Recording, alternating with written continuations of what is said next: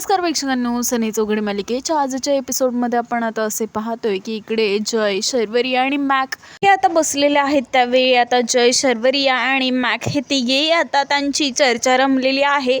गावातील लोकांकडे काहीही नसताना ते आपल्यासाठी काही करतात. त्यांच्या घरामध्ये जेवण असो वा नसो, पण आपल्यासाठी कायम सज्ज असतात. व जयने आता एका गावातील गरीब मुलासाठी आता त्याचा मदतीचा हात पुढे करून त्याला शिक्षणासाठीचा सगळा खर्च त्याचा बघितलेला आहे. आणि आता सर्वजण झोपायला जाणार. जय सर्वांनाच बोलतो की चला आता पटकन, आपल्याला उद्यासुद्धा निघायचं आहे, लवकर, आजसारखा लेट झाला नाही पाहिजे, असं बोलून आता जय हा तिकडून जाणार. तेवढ्यातच लाईट्स जातात. शर्वरी लाईट्स गेल्यामुळे आता घाबरलेली आहे आणि शर्वरीला तिच्या रूममध्ये जायचं नाहीये म्हणून ती मॅकला थांबवून घेते. मॅक, आमच्या इकडची एक स्टोरी सांगू का तुला? आणि त्यानंतर शर्वरी ही या भूताच्या गोष्टी सांगू लागते. शर्वरी घाबरलेली नसते. शर्वरीने आता अनुश्रीचं नाव पुढे करत, अनुश्री खूप घाबरली होती, तिला ताप आला होता आणि आमच्या गावाकडे सुद्धा असा एक किस्सा घडला होता. एक बाई आली होती अज्ञात आणि असं आता तिने सर्व भूताच्या गोष्टी सांगितलेल्या आहेत. शर्वरी आता घाबरलेली आहे आणि त्यानंतर मॅक हा आता जयला विचारू लागतो की जय सर, तुम्हाला या सगळ्याबद्दल भीती वाटते का? जय बोलू लागतो की हे असं काही मुळात नाही आहेस, तुम्ही उगाचच काहीतरी गोष्टी बोलत आहात. आणि त्यानंतर आता जय हा मॅकला इशारा करतो व शर्वरीला घाबरवण्यासाठी आता त्या कथा तयार कर असं देखील तो सांगतो. मॅक आता मुद्दामच खोटं नाटक करत आता एखादी खोटी गोष्ट बनवून सांगू लागतो. तो असं सांगू लागतो की आम्ही एकदा आमच्या मामाच्या गावाला सुट्टीला गेलो होतो, तेव्हा तिथे पळसाच्या झाडाखाली आणि ते बसलेले असतात, तेही झाड आता पळसाचं असतं. मॅकचं आता लक्ष त्या झाडाकडे गेल्यावरती मॅक बोलू लागतो की अरे बापरे, आता तर लाईट्स गेली आणि आपण तर पळसाच्या झाडाखाली बसलो आहोत. शर्वरी पटकन उठते आणि जय आणि मॅकच्या मध्ये जाऊन बसते आणि त्यानंतर मॅकला तिथेच बसण्यासाठी सांगते. मॅक पुन्हा पुन्हा शर्वरीपासून उठण्याचा प्रयत्न करत असतो आणि शर्वरीला पूर्णपणे घाबरवण्याचा प्रयत्न करत असतो. त्यावेळी शर्वरी पुन्हा पुन्हा मॅकला तिथेच थांबवून घेत आहे आणि मॅक हा विचारतो की तायडे, तू घाबरतीयस का? शर्वरी बोलते की नाही, मी तर शर्वरी परब आहे, तुला माहिती आहे ना, मी टकाटक आहे आणि मी असल्या फालतू गोष्टींना घाबरत नाही. मात्र शर्वरी पूर्ण घाबरलेली आहे याची आता मॅक आणि जय पूर्णपणे मज्जा घेत असतात. आता शर्वरीला पूर्णपणे भीती दाखवली जाते आणि त्यानंतर आपल्याला उशीर होतोय आणि आता आपण झोपायला जाणार आहोत असं बोलून मॅक आणि जय तिकडून निघून जातात. शर्वरी ही घाबरलेली आहे आणि शर्वरी आता रूममध्ये येऊन पोहोचलेली आहे. ती आता खूप घाबरलेली आहे व मेणबत्तीच्या प्रकाशामध्ये बसलेली आहे. ती मेणबत्ती आता संपणार. तेवढ्यातच शर्वरी आता मॅकला कॉल करते आणि त्यानंतर आता मॅकला बोलू लागते की मकरंद, मला तुझ्याशी थोडं बोलायचं आहे. मॅक आता झोपेमध्ये असतो त्यामुळे बोलू लागतो की कोण मकरंद? शर्वरी पुन्हा त्याला बोलू लागते की अरे मॅक, मला ना तुला ती मठातली गोष्ट सांगायची आहे, पटकन तू माझ्या खोलीमध्ये येतोस का? मेणबत्तीही संपणार आहे आणि माझा फोनही डेड होणार आहे.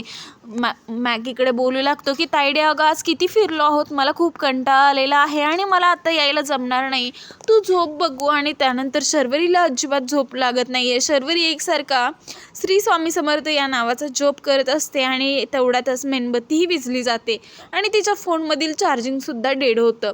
तर आता इकडे जय हा शर्वरीला भीती दाखवण्यासाठी ब्लँकेट घेऊन बाहेर आलेला आहे आणि मुद्दामच तो आता खिडकीमधून धावत गेलेला आहे आणि ती सावली पाहून आता शर्वरी इकडे खूप घाबरलेली आहे. स्वामी, मला वाचवा, कोण आहे तिकडे? असा मोठमोठ्याने शर्वरी आवाज देत आहे. शर्वरी आता बाहेर जाऊन पाहते तर इकडे जय साईडला लपलेला आहे आणि त्यानंतर शर्वरी जेव्हा आतमध्ये जाते तेव्हा आता जय तिच्या पाठोपाठ जाऊन आता खूप मोठ्याने ओरडू लागतो आणि शर्वरी आता मला वाचवा, भूत भूत असं मोठ्याने बोलून रडत आहे. आणि जय आता शर्वरीला रडताना पाहून अगं शरू, शांत हो, शांत हो शरू, मी आहे जय. आणि त्यानंतर शर्वरी खूप मोठ्याने रडू लागते आणि जयला पाहून लगेच जयच्या आता मिठीमध्ये जाते. शर्वरी पूर्णपणे घाबरून गेलेली आहे आणि शायनर असं कोणी करतं का असं आता ती बोललेली आहे. जय आता तिला सॉरी हा खूप वेळा बोललेला आहे आणि त्यानंतर ते दोघेजण एकमेकांकडे पाहतच राहिलेले आहेत.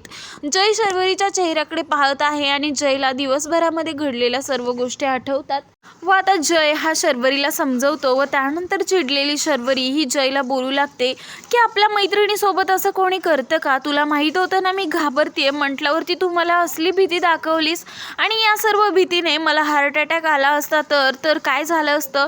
जय पटकन तिला बोलतो की जर का तुला हार्ट अटॅक आला असता तर मी लगेच तुला हॉस्पिटलला नेलं असतं आणि तू घाबरतेस कशाला? मी आहे ना इकडे. शर्वरी बोलून जाते पण तेव्हा वेळ निघून गेलेली असणार आहे, कारण मला हार्ट अटॅक आला तर मी डायरेक्ट मेलेली असेन. जय आणि शर्वरीमध्ये आता गोडसं भांडण लागलेलं आहे. त्यानंतर शर्वरी ही जयला आता उशीने मारते. त्यावरती जय बोलू लागतो की अगं तू मला मारलंस आणि त्यानंतर दोघेही जण आता उशीने मारू लागतात एकमेकांना आणि त्यामध्ये आता त्या उशीमधला कापूस संपूर्ण वरती उडलेला आहे आणि त्यानंतर जय हा शर्वरीकडे पाहतच राहिलेला आहे. शर्वरी खूप लहान मुलासारखं जयसोबत भांडत असते आणि ते जयला प्रचंड आवडत आहे. जय एकसारखं शर्वरीकडे पाहत राहिलेला आहे आणि आता शर्वरी ही आता जयसोबत भांडत आहे आणि त्या दोघेही जण एकमेकांकडे पाहत आहेत. चोरी करण्यासाठी आलेल्या जयचं हृदय आता शर्वरीने चोरी केलेलं आहे आणि त्यानंतर दुसरीकडे आपण पाहतोय तर आता इकडे अनुश्रीचा फोटो नीलने खूप घाण प्रकारे क्रिएट केलेला आहे आणि तो आता ग्रुपवरती टाकण्याचा प्रयत्न करत आहे. कॉलेजमध्ये सगळीकडे तुझा हा फोटो व्हायरल होईल असंही त्याने तिला भीती घातलेली आहे. अनुश्री पूर्णपणे घाबरलेली आहे आणि कॉलेजमध्ये सर्वत्र तिची बदनामी होणार या भीतीने तर ती पूर्णच घाबरून गेलेली आहे. अनुश्रीच्या मैत्रिणी या नीलला समजवत असतात की तू असं काही करू नको, वाटलंच तर आम्ही अनुश्रीच्या वतीने तुझी माफी मागतो पण असं काहीच करू नकोस. मात्र तो ऐकण्यासाठी तयार नसतो आणि सर्वांसमोर हिने माझ्या कानाखाली मारली ना तर मी आता हा फोटो व्हायरल करणारच, अशी आता पूर्णपणे तिला भीती घातलेली आहे. त्यानंतर अनुश्री घरी पोहोचलेली आहे. अनुश्री एका बंद खोलीमध्ये आहे आणि ती खूप मोठमोठ्याने रडत आहे. आता तिला काय करावं हे काहीच सुचत नाहीये. तर या सर्व प्रकारामध्ये खरंच तो मुलगा अनुश्रीचा फोटो सर्वत्र व्हायरल करेल का आणि त्यानंतर या सर्व म्हणून अनुश्रीला कोण वाचवू शकेल का पुन्हा एकदा शर्वरीची तिला या सर्वांमध्ये मदत होणार आहे हे पाहणं तर फारच रंजक ठरणार आहे. मात्र आता